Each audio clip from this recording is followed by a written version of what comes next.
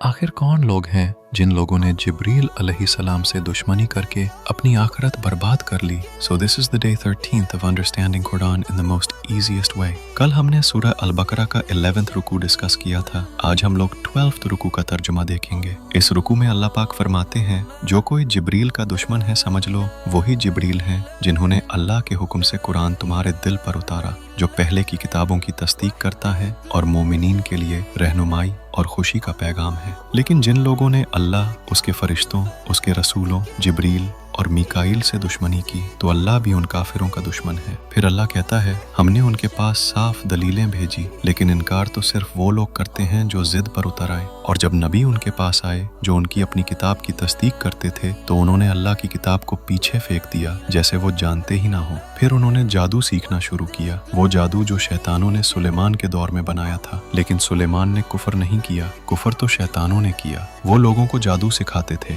और वो सब कुछ भी जो हरूत और मरूत पर बाबुल में नाजिल हुआ था, लेकिन वो फरिश्ते पहले ही कह देते थे, हम सिर्फ तुम्हारा इम्तिहान है, अल्लाह का इनकार मत करना। फिर भी लोग उनसे वो सीखते थे जिससे शौहर और बीवी के दरमियान झगड़ा हो जाए, मगर याद रहे वो किसी को नुकसान नहीं पहुंचा सकते जब तक अल्लाह ना चाहे। ये लोग ऐसी चीजें सीखते रहे जो उनके लिए नुकसान वाली थी और वो जानते थे कि जो ऐसा करेगा उसका आखिरत में कोई हिस्सा नहीं। काश वो समझते, अगर वो ईमान ले आते और अल्लाह से डरते तो उनके लिए अल्लाह के पास बेहतरीन अज्र था। तो ये था 12th रुकू। कल हम लोग इंशाअल्लाह 13 रुकू का तर्जुमा देखेंगे, तो याद से फॉलो कर लेना। फे अमानिल्लाह।